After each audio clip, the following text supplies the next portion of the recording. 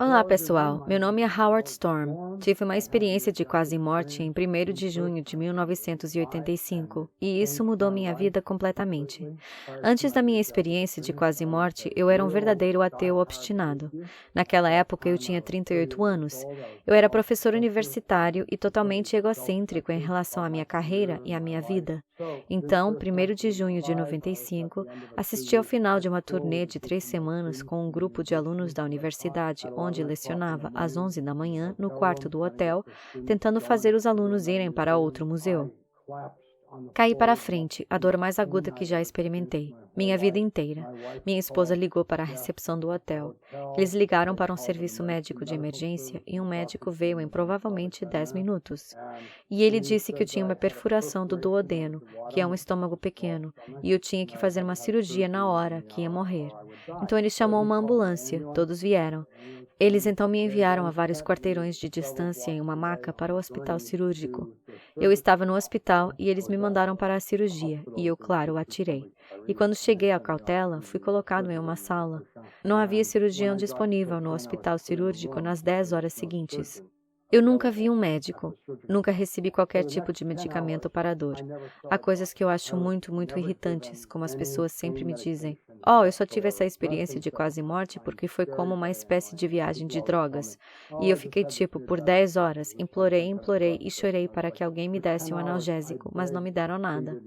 A enfermeira entrou e disse que sentia muito, mas eles não conseguiram localizar um médico lá e tentar conseguir um no dia seguinte, que teria sido domingo, quando ela me disse que eu estava muito fraco e que tinha tido muita dificuldade para respirar por muito tempo, que é toda a minha energia, todo o meu pensamento, toda a minha força. Tudo em mim estava focado em inspirar e expirar. Então, quando a enfermeira saiu do quarto, eu disse à minha esposa que era hora de nos despedirmos. Diga ao meu treinador que eu adoro o tempo. Diga aos meus pais que partiram no sábado. E ela começou a chorar. Eu nunca vi ninguém chorar antes. Isso foi muito bom para sempre. E ela sentou na cadeira, estava chorando, e eu fechei os olhos e parei de tentar respirar. E eu fiquei inconsciente. Acordei e me senti maravilhoso, absolutamente maravilhoso. O melhor que já senti em toda a minha vida. E eu fiquei encantado, feliz, maravilhado, surpreso, desnorteado. Mas a coisa boa foi tipo, eu me senti muito bem e fiz uma verificação da realidade do meu corpo. E percebi que captei meu paladar, visão, olfato, tato. Tudo era maior do que eu já tinha sido em toda a minha vida. E tento me comunicar com minha esposa da minha perspectiva. Ela não reagiu a mim, onde ela não podia me ver ou ouvir dali gritando e berrando com ela. Virei-me para meu colega de quarto, um francês muito gentil. Não obtive nenhuma reação dele. Eu estava com muita raiva. Eu estava muito confuso. A pior coisa possível aconteceu. Eu vi que o corpo na cama era igual a mim. Recuso-me a aceitar que fui eu porque estava vivo. De pé ao lado do seu corpo e havia uma coisa que parecia comigo na cama. Mas isso não pode ser, este não sou eu. E ouvi pessoas me chamando do lado de fora da sala, dizendo: Howard, Howard, vamos, rápido. Temos que ir. Preparar? Ir. Então eu fui até a porta da sala e havia um grupo de pessoas no corredor escuro, e eles estavam de pé fora do feixe de luz que vinha da sala. E então eles estavam de volta nas sombras, talvez 8 deles ou algo assim. E adultos, homens e mulheres. E eu disse: estou doente. Eu preciso de um doutor. Eu deveria fazer uma cirurgia. E eu disse: sabemos tudo sobre você. Estamos esperando por você há muito tempo e é hora de você ir conosco. Agora eu queria acreditar que eram pessoas do hotel vindo me levar para o médico. Então eu saí da sala e eles me levaram para uma longa caminhada, uma viagem. E logo naquela jornada percebi que não havia escadas, não havia subidas ou descidas, não havia paredes, não havia teto. E logo percebi que estava ficando cada vez mais escuro nessa jornada. A outra coisa foi que as pessoas que estavam comigo pararam de agir profissionalmente e começaram a fazer comentários grosseiros e rudes sobre mim, que estavam ficando meio assustadores.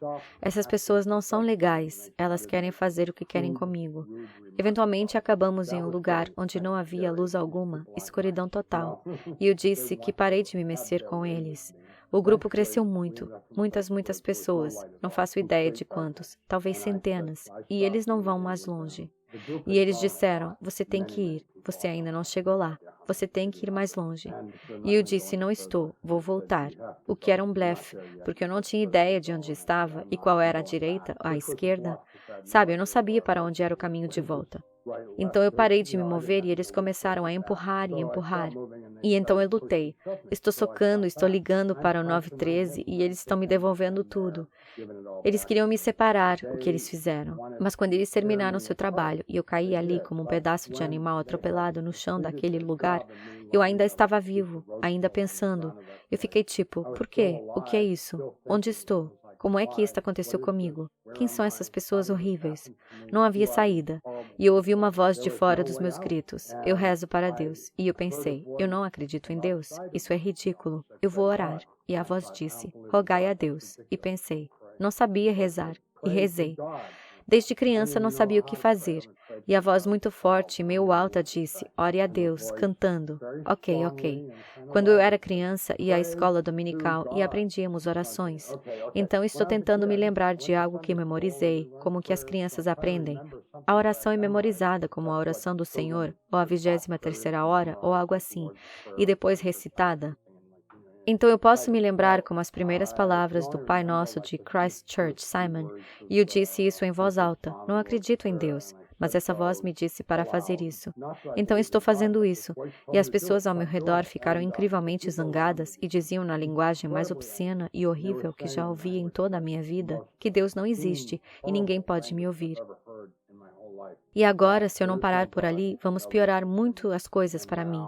Bem, pela primeira vez em toda a minha experiência com essas pessoas, consegui obter uma reação delas. Foi uma reação ruim, mas pelo menos fui capaz de revidar metaforicamente por sempre. Então comecei a inventar imprensa. Agora, eu nunca contei a ninguém o que eu realmente orei, porque era muito grosseiro. Algo como Deus vai explodir, apague, saiba que essas eram minhas orações. Mas de qualquer maneira, eles foram sinceros. E então eu gosto de usar Deus. É como a primeira moda. E quanto mais eu mencionava Deus, mais eles gritavam para eu parar. Mas o importante é que eles continuaram recuando na escuridão, porque não podiam suportar nenhuma menção de Deus. Então ele me deixou sozinho e eles me deixaram naquele lugar por muito tempo. E naquela época eu pensei sobre minha vida e percebi o que eu estava vivo para um homem de 38 anos. E eu pensei que era um presente de Deus para o mundo. Eu pensei que era tão importante e eu era um figurão. E você sabe, eu percebi que não era nada. Tudo o que eu pensava sobre mim era uma ilusão do ego. E eu simplesmente afundei em um verdadeiro desespero, desesperança. E então uma lembrança muito vívida veio a mim quando criança na escola dominical cantando Jesus Loves Me. Eu podia ver na escola dominical com as outras crianças cantando isso, mas o mais importante em minha memória, eu podia sentir como era quando criança. Quero dizer, eu podia sentir que amava esse cara do super-homem e Jesus.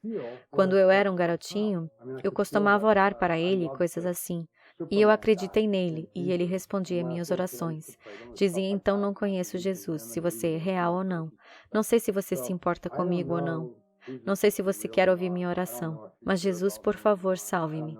E o que eu quis dizer com salve-me foi, me salve, você sabe, tire-me deste lugar.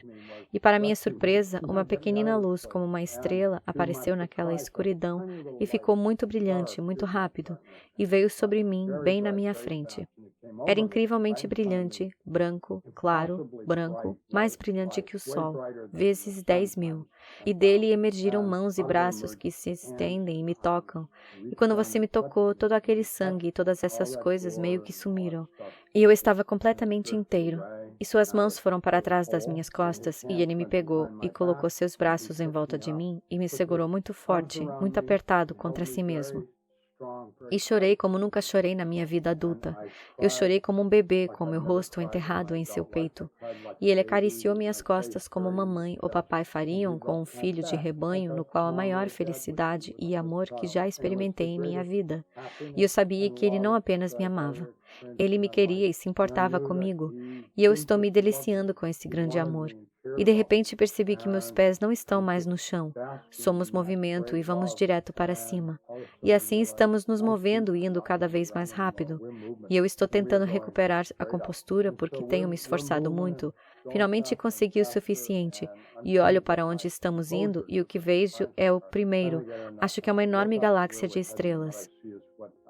Só que então percebi que todas essas estrelas estão se movendo para cá e para lá. Não são estrelas. Existem outros seres de luz e que estamos caminhando para isso. E penso comigo mesmo, ele cometeu um erro terrível. Eu sou um pedaço de lixo. Eu não pertenço aqui. Eu me senti tão sujo. E com isso, paramos fora deste reino de luz como seres. E ele falou comigo pela primeira vez telepaticamente. E ele disse, nós não cometemos erros. Você pertence aqui. E eu pensei, eu não disse, como você sabe o que eu estava pensando? Porque eu não disse. Ele disse, eu sei tudo o que você já pensou. E aí eu pensei, isso é muito ruim, porque eu vi um monte de coisas que eu não quero saber que eu pensei. E ele riu. Então começamos a conversar, e tipo de amizade, o cara é mais legal, muito relacionável. E eu chamei Jesus de meu melhor amigo, porque ele era meu melhor amigo, e também meu Senhor e Salvador, e todas as coisas boas que são meus amigos. E ele disse, tenho algumas pessoas que quero que você conheça. E ele chamou com talentos musicais. E o que eu chamei de anjos entrou e disse, agora eles registraram sua vida e querem mostrar a você sua vida. E então eu tive uma vida com você, onde eles repassaram minha vida em ordem cronológica, e conforme ela progredia da minha infância para a adolescência e a idade adulta, meio que foi para o sul e eu vi o que um idiota egoísta se tornou, e quanto mágoa causei à minha mãe, ao meu pai, aos meus amigos, a todos por ser tão egoísta. Porque o que eles queriam me mostrar era como ser uma pessoa gentil e amorosa. E eu não era uma pessoa de sucesso, o que para mim era o que importava. E o tipo de orgulho amoroso era como um sinal de fraqueza. Eu queria ser o maior e mais malvado urso da floresta. Quero que as pessoas tenham medo de mim, porque pensei que isso é o que o homem de verdade faz. Você sabe, você é governado pela intimidação. E eu sabia que estava realmente causando dor com Jesus e com anjos, e com as coisas que faço da minha vida. Eu superei Jesus. Você tem alguma pergunta? Eu tenho 9 perguntas e faço todas as suas perguntas. Então, perguntei a eles tudo o que pude pensar para perguntar, e ele respondeu a todas as minhas perguntas com paciência, gentileza e atenção. E então ele me deu a má notícia. Então eu tive que voltar a este mundo, que eu não queria voltar a este mundo vigorosamente. Eu quero ir para o céu. E ele superou minhas objeções sobre voltar para aqui com razão, gentileza e paciência. E voltei, e quando voltei, estava de volta ao corpo, de volta à dor. Imediatamente uma enfermeira entrou no quarto, 9 da noite, meia hora depois que ela esteve lá mais cedo. E então os médicos chegaram para preparar para a cirurgia. E fiz a cirurgia às 10 horas da manhã seguinte. Quando acordei da cirurgia, sabia que a coisa mais importante da minha vida havia acontecido comigo e que eu teria que me refazer. Passei 38 anos construindo esse personagem. Agora eu tenho uma demonstração, a coisa toda, e construo uma pessoa totalmente nova. É nisso que venho trabalhando desde 1995, tentando construir uma nova pessoa. E a maneira que eu fiz isso é seguindo Jesus Cristo, que eu acredito ser Filho de Deus. E não por um tempo de 2000 anos atrás, ele era totalmente humano e imperfeito, divino para nos mostrar o que os seres humanos poderiam e deveriam ser. Então essa é a história da minha vida.